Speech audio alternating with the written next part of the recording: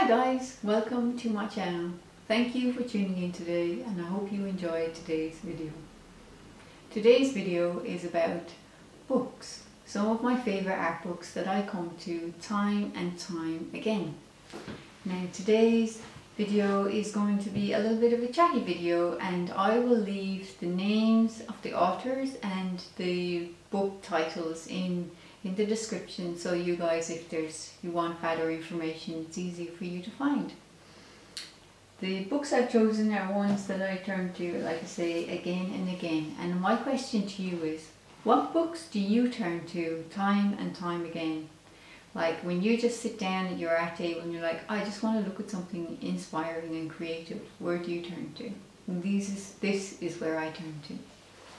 So the first book is Mindfulness and A Creative Pathway to Awareness by Wendy Ann Greenhalgh.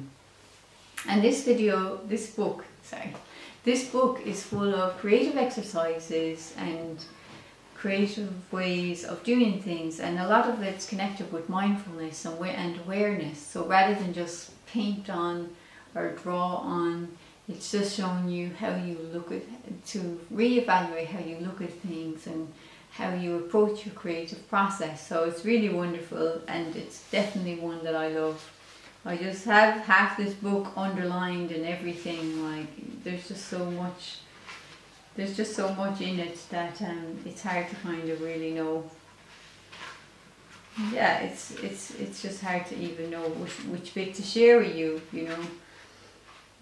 It's just really a very good book and one that I recommend very highly. It has a lot of actually, before I leave that book, it has a lot about the beginner's mindset and having that approach to art, and every time you sit down to your sketchbook, which isn't always easy when you've been doing it a long time. You know, you want to sit down and just get stuck in, but sometimes having that beginner's mind helps you to kind of see new ways of doing things that you otherwise may not have thought of. So the next book is a retrospective and an exhibition that was in London of Tracey Emin, and the book is called Love is What You Want, and it's a retrospective of her artwork and a lot of written about her artwork. And I'm really inspired by this lady because her art is so raw and expressive and so out there. She's not afraid to express ideas that may be controversial or even maybe controversial and even upsetting for some people. And she's not afraid to do that. You know, she knows and that some of the things that she puts in her art are quite raw and autobiographical about herself, and yet she still puts it out there, and I admire her courage in doing that, because that really takes something, especially for an artist that's as famous and well known as she is. So her art is really wonderful. She works with textiles, she really works with a lot of different types of materials. She's also done work with lights, with neon lights and photography and all kinds of mediums. Like, she's not afraid to change around to different mediums and try different things. This is a woman whose art is pure expression, and you know, it's really wonderful work, and she's really an inspiration to every creative person to be so bold and expressive in who they are and in their artwork. The next book I love is the book about art and yoga, Kundalini, Awakening in Everyday Life. And I will have the name of the author in the description because I just can't say that. And this book is full of like exercises that kind of connect the mind, body, awareness in being able to translate it into a colour or to an image. So it's really a wonderful way to kind of build up your own personal visual language of how you represent yourself and how you represent feelings and emotions in colours and drawings. So it's really a wonderful book and not even like that, like it's just a wonderful book to play. It's very playful, you know. You don't have to be telling the story about yourself as an artist. It's just like, you know, some of them are you do a basic bunch of exercises and then you translate the feelings that you feel in your body into colours. So it's really a wonderful therapeutic and relaxing book. The next one is Paint Yourself Calm by Jane Haines, and it's colourful, creative mindfulness through watercolours. And this book I love this book for its exercises and paint techniques. I can't say that I love every painting because I don't, but it's got some really great techniques and really great ways of doing things that are quite easy to do and quite relaxing. So it's quite a good one if you're kind of like, you want to sit down and make some art, but you don't want to be like overly taxed on your mind. Like if you've come in after a hard day of work and you want to do some art, that's a good one to turn to. So the next book is a book about an exhibition that was in the Dublin Art Gallery IMMA. And I made a video about that exhibition, so I can leave it in the description for you guys as well to watch that video if you want. So As Above, So Below, Portrayals, Visions, Spirits, Mystics. Catalogue under the direction of Rachel Thomas and Sam Thorne. So basically it's a book about spirituality and art. So it's a connection between the two, and it's quite an interesting piece because you have artists from all over the world who came to Ireland to make these artworks, and put together this really interesting exhibition. And I love the concept of it, you know, of being able to combine art and spirituality and all of these things, because there is an element of the spirit and expression in art, and it's hard to avoid it. So I do like that one a lot, and it's always special to get a book from an exhibition that you like, because it's not like it's a book you can get with a collection of all those individual artists that you've enjoyed. So I do enjoy that one. This next book is by Tove Janson, about Tove Janson, and she was an illustrator, and she created the illustrations called the Moulins, and it was a very famous, worldwide famous illustrations, and they're so beautiful. She also painted a lot of fine art and landscapes and things like that, because in her early career she wanted to be a fine artist, but somehow or another she ended up in illustration. And she did paint lots of wonderful paintings as well. I think that painting is wonderful. I just think it's lovely. It's so simply painted but very expressive, and you know, it's really wonderful. I do like it a lot.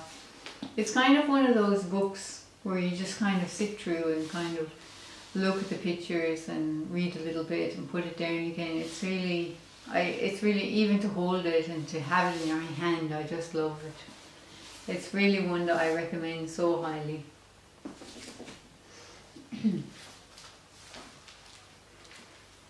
The next book is Active Design, and it's one of those books that kind of came to me. Someone was throwing it out and there it landed in my lap, so I was very happy. So this book is full of patterns and designs, and I just love it. I just could just sit down and look at this book all day, you know. It's just one of those books, like, you know, you look at it and you go, oh, it just looks like a boring book. It doesn't even look, and then you open it and it's so full of all these wonderful designs and patterns, and oh, I just love looking at it, like, you know, every page, you know. There isn't anything really written about the designs, it's just really basically a book of patterns, and that's it. And this one is a biggie. This is one of my favourites and one of my favourite artists, Georgia O'Keeffe. Look at that, isn't that beautiful? Like, it's so big and beautiful, and my good friend in London gave it to me, so thank you, you know who you are. And it's just so, I just love this book. Like, this lady is so inspiring. You know, and the book is just full of these wonderful photography and images of her work and of her home and how she lived, and she was just really this wonderful artist who lived life to her design. If there was ever a woman who did, she did. Like she was not one to conform to other people's way that they thought she should live. She was the kind of painter she wanted to be. She lived the way she wanted to live, and she was who she was, and you can accept it or not. And it's amazing, you know, in a time when women had to live a very particular way, she was living the way she wanted to live and painted and was the person she wanted to be. So she's a very inspiring lady to me anyway. So the last book is this little one here, and it's Heaven and Earth. It's Unseen by the Naked Eye, Heaven and Earth. And it's full of images of the earth, and images, microscopic images of like the planets and stuff like that. And it's a bit different than I would usually be inspired by. I've actually grown to really enjoy just looking at the images, because like I found in my art books I've got a lot of like third source imagery, so it's quiet again here. Sorry for that interruption.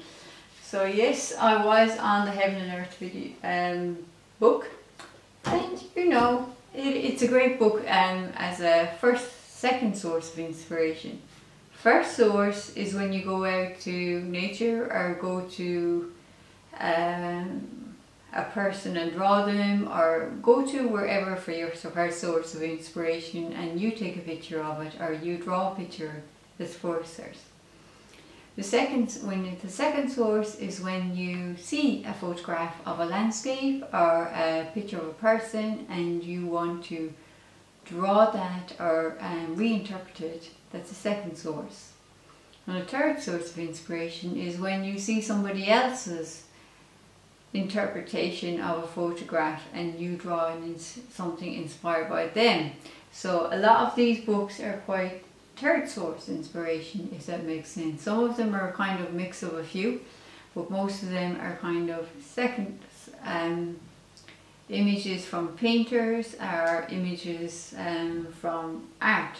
So it's something that I'm keen to build up in my visual library, is some books on nature and books of things that are inspiring to me to make art about. And some of those mindfulness books and those ones of painting techniques are inspiring for me to make art on, but still what's missing is some of those. And I hope when you see this video that you see, maybe when you look through your own book collection, what's missing for you, what books you think, oh yeah, actually, you know what, I think I could do with a nice landscape book. That's what I'm thinking when I look at mine. So that's my books there, and that's them all together. And I'm excited to read in the comments what books that you use for inspiration for your creative endeavours.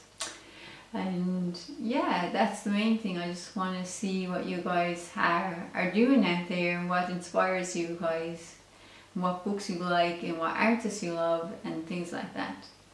Well, that's all for today. Thanks guys for watching. I will leave a description, the name and author of the books in the description, so if you guys want to source any of them, they're easy for you to do that. And I will also leave the link about the video. I did a video about as above so below, so I'll leave that video linked for you as well, so you can watch that if you want to. But thanks for watching this one. I hope you've enjoyed it, and that's all for now. Happy being creative. Bye for today. Bye.